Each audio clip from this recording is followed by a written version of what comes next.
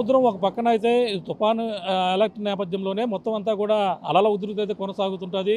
కానీ దాటిన తర్వాత తుఫాను తీరం దాటిన తర్వాత కానీ ఈ యొక్క ఉప్పాడ సముద్ర తీరంలోనే ఈ మత్స్యకారులందరూ కూడా ఈ అలల ఉధృతి తగ్గిన తర్వాత అయితే బంగారం అన్వేషణ కోసం అయితే వెతుకులాట అయితే ప్రారంభిస్తుంటారు.